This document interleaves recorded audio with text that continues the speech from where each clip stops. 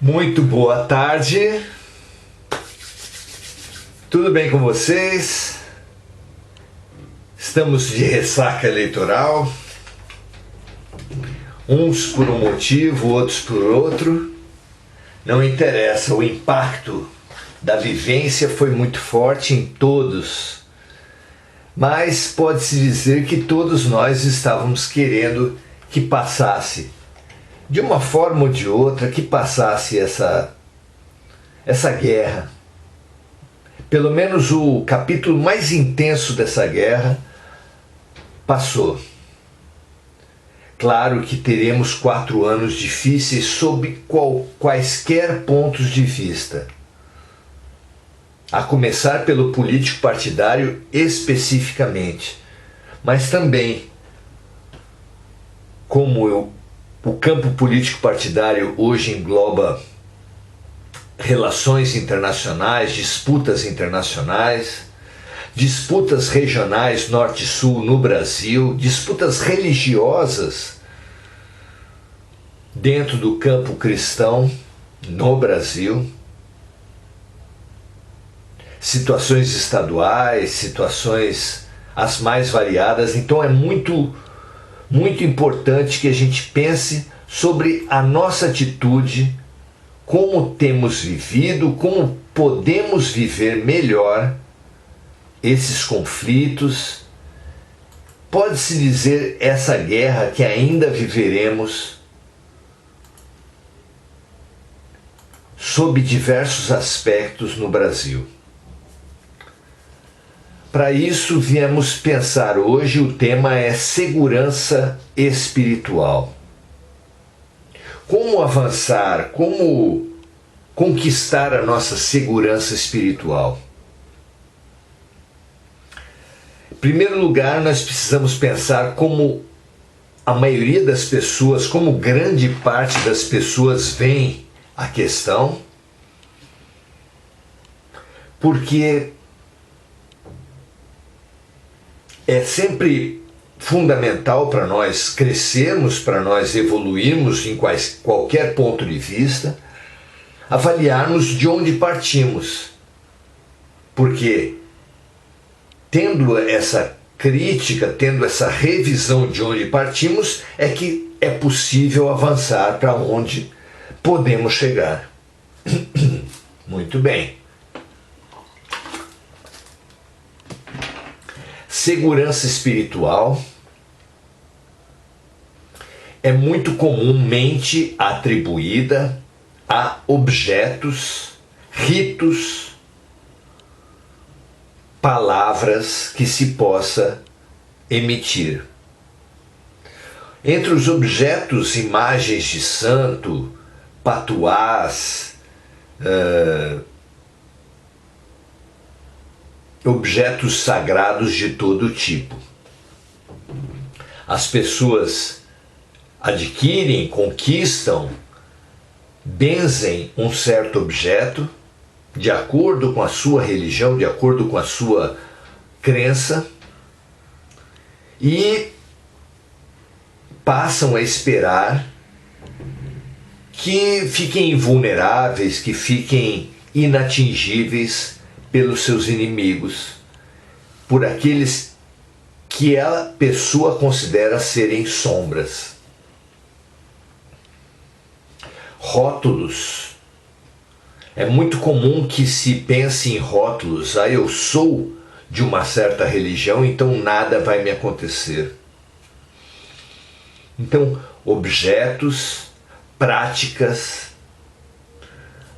muito comum que certas práticas, certos ritos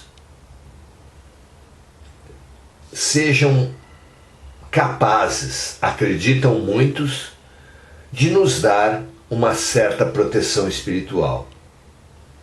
Palavras são muito comuns também.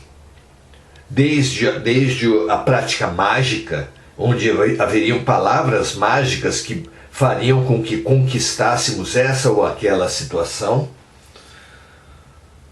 passando até às orações, aos mantras, mostrando que com diferenças típicas, a palavra dita sagrada também é uma das crenças que nos fazem acreditar ficarmos mais fortes.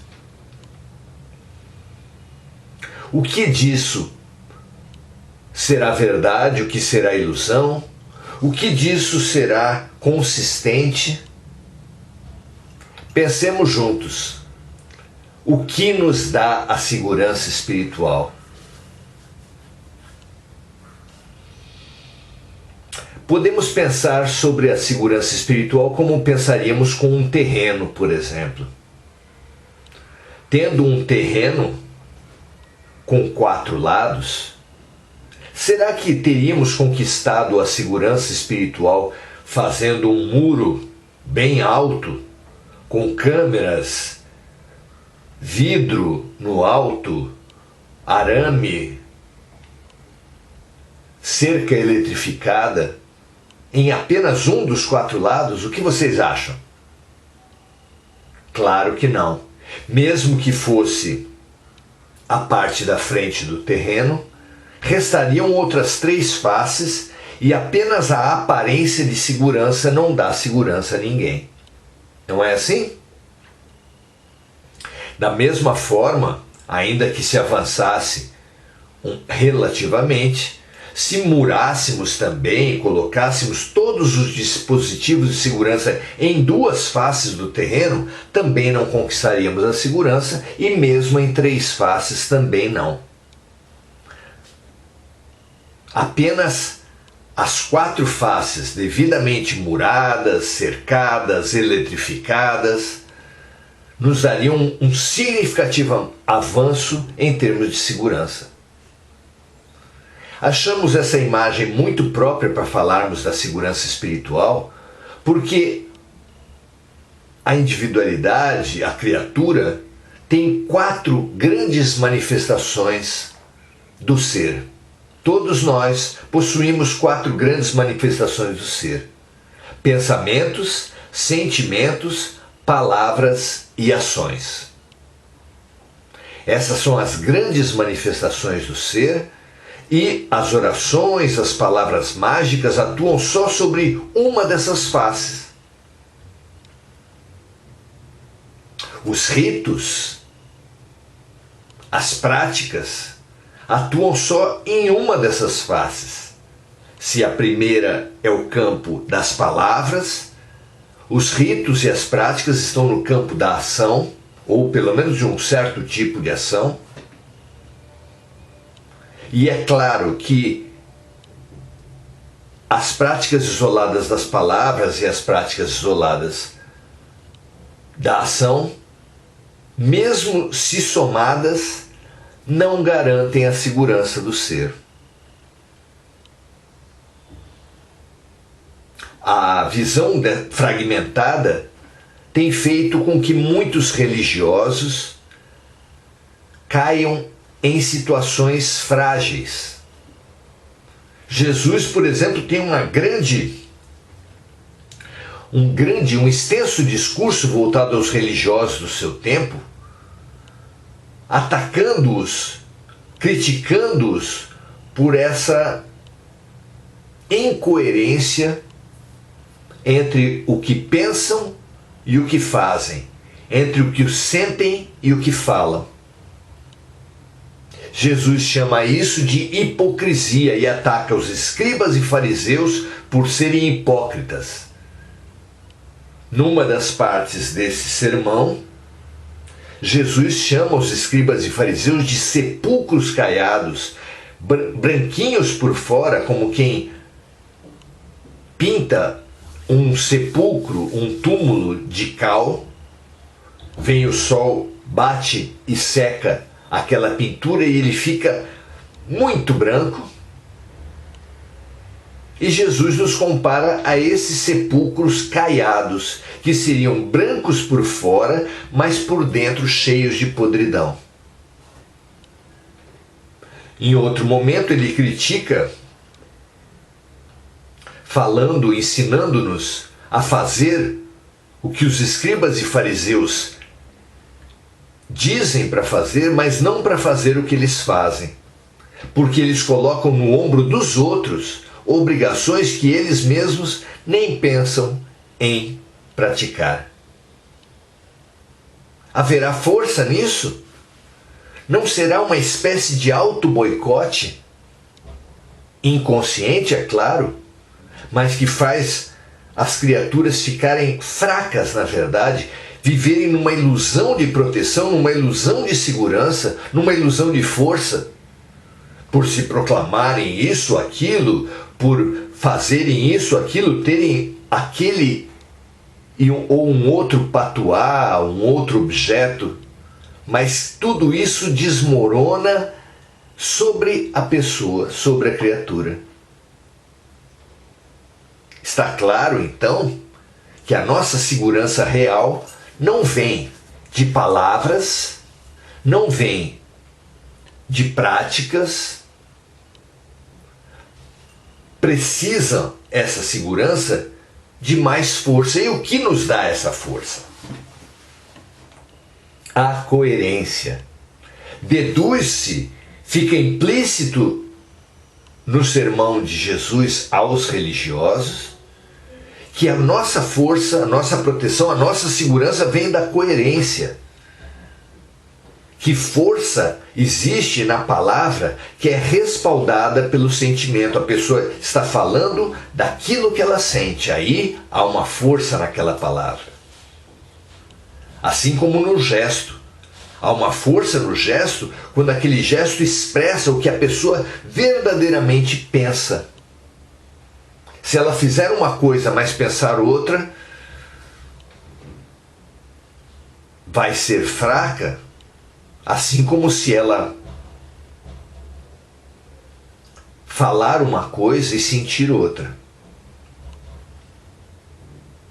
A verdadeira força do ser está na coerência, está na confluência de pensamentos, sentimentos, palavras e ações. Aquela pessoa que falar daquilo que pensa e sente, fizer aquilo que ela fala, pensa e sente, essa pessoa será muito, muito, muito mais forte do que temos sido até agora.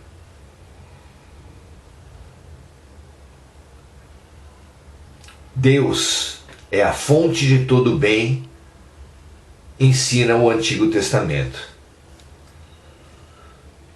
Daí vem a fonte, da nossa conexão com a fonte. Mas como nos conectar com o Pai? Se você quer ficar bem com o Pai, cuide de seus filhos. Ame os seus filhos. Jesus nos ensinou que o primeiro mandamento é amar a Deus sobre todas as coisas, de todo o teu entendimento, de todo o teu sentimento, com toda a tua alma.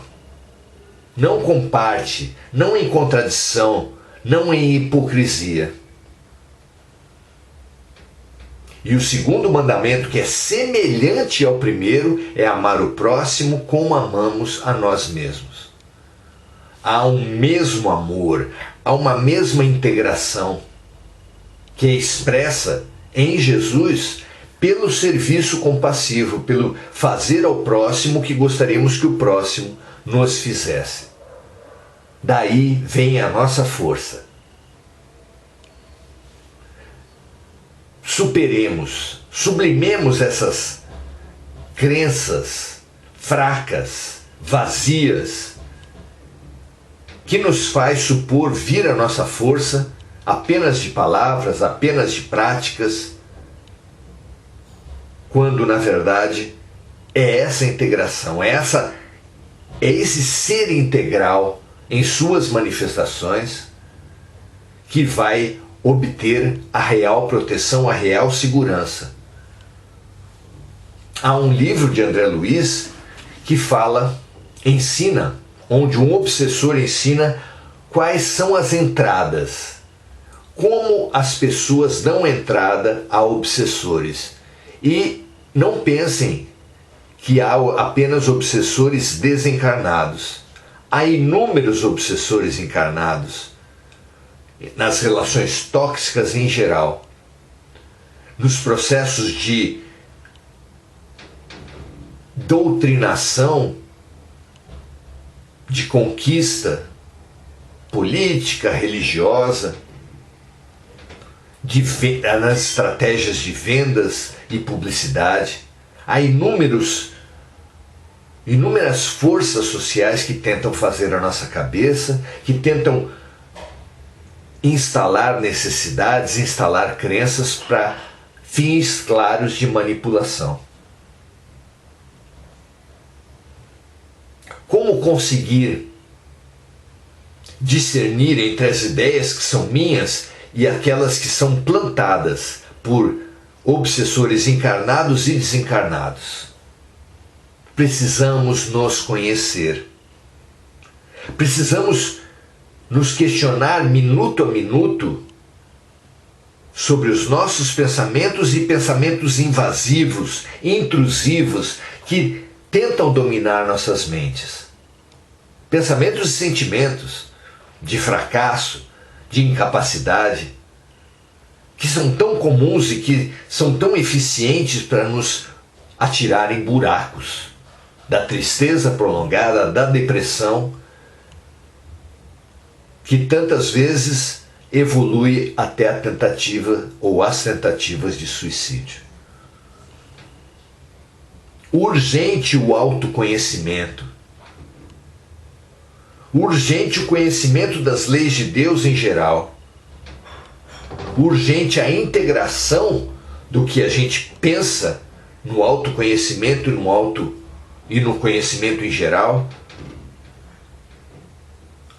A integração a esse pensamento, a esse sentimento, ao que nós falamos pelas palavras, onde há tanta mentira nas redes sociais, nas comunicações, nos personagens que nós vestimos. Tudo isso é fraqueza. E a verdade, a integração, a coerência é, sem dúvida nenhuma, a nossa força.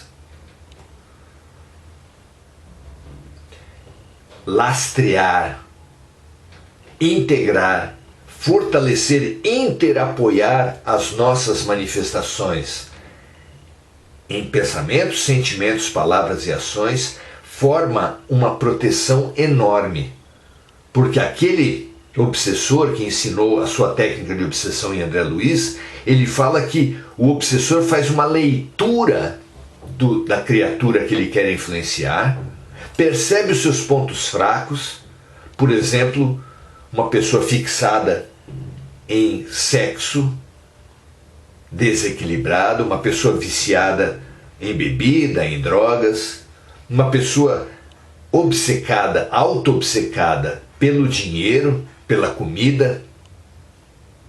São pessoas que mostram por jogo, são pessoas que demonstram para qualquer obsessor a sua fraqueza. E essa fraqueza é uma porta aberta aos ataques.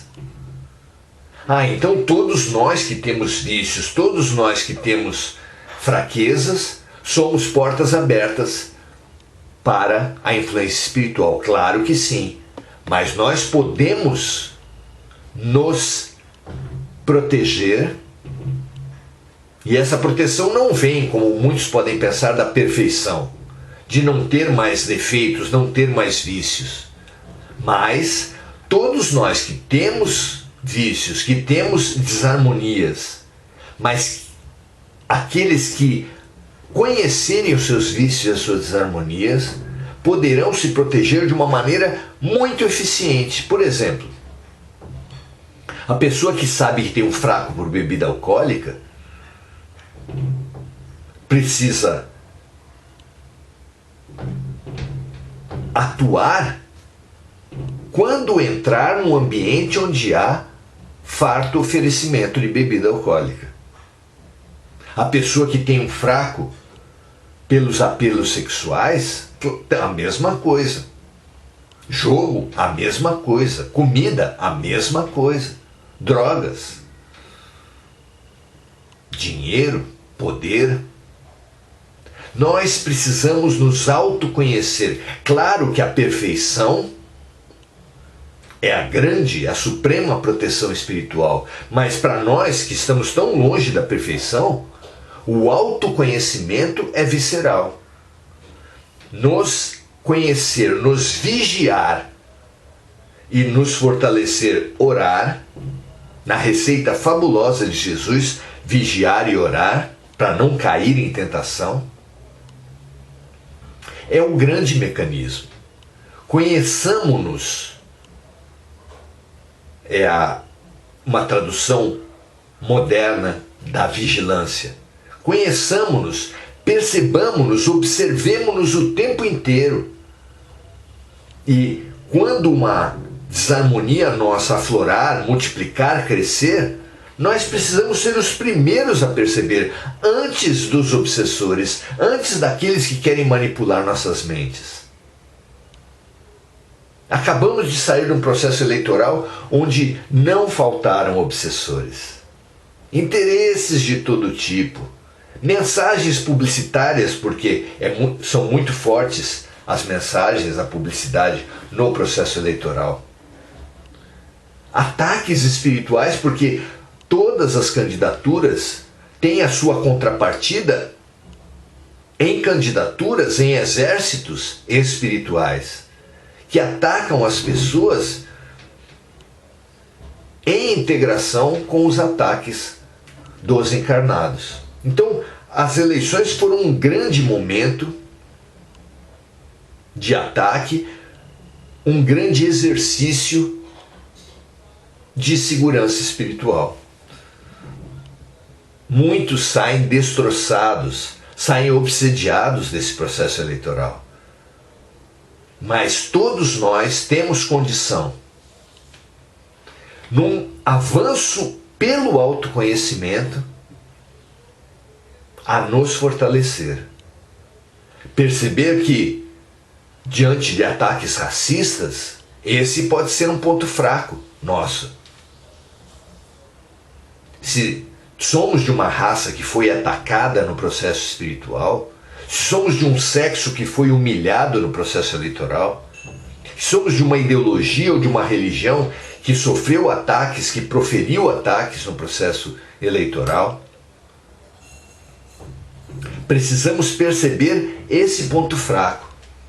E o ponto fraco se dá pela identificação. Nós nos enfraquecemos muito, nós nos reduzimos demais quando entregamos-nos à crença de sermos brancos ou negros ou amarelos, de sermos brasileiros ou estrangeiros, ricos ou pobres, nordestinos ou sulistas. Nada disso define a nossa verdadeira natureza. Nós nada disso somos, apenas estamos. A consciência de sermos um espírito momentaneamente vestidos com essa ou aquela raça, estagiando nessa ou naquela classe social, religião, região, nos dá uma profunda força. Nada é mais forte do que ouvirmos Jesus dizer: vós sois deuses. Deuses é o que sois, fala o Mestre.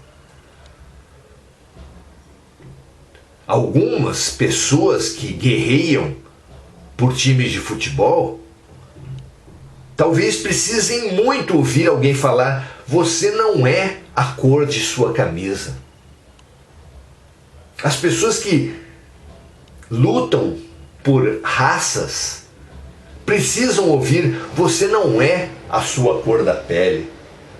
Você apenas está negro ou branco, apenas está rico ou pobre, apenas está brasileiro ou estrangeiro. A nossa força vem de Deus. Assim como nenhum eletrodoméstico vale nada, tem força nenhuma, serve de nada se não estiver conectado à fonte, nós também temos inúmeros poderes, inúmeras funções, inúmeros talentos, inúmeras capacidades. Mas elas só serão verdadeiramente fortes se nós as conectarmos com Deus. Se nós colocarmos a nossa inteligência, o nosso talento artístico, a nossa força a serviço do bem e a serviço do amor. A grande força está em Deus. Deus é amor, é o amor que cobre a multidão dos pecados, é o amor que cobre a multidão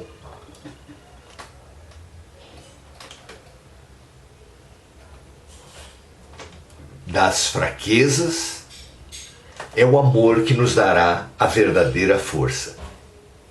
Que assim seja, que essa descoberta oriente as nossas vidas.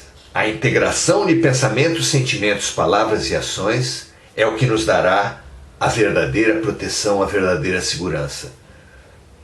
Tudo de bom para vocês, muita força, muita paz, muita coerência, muita integração.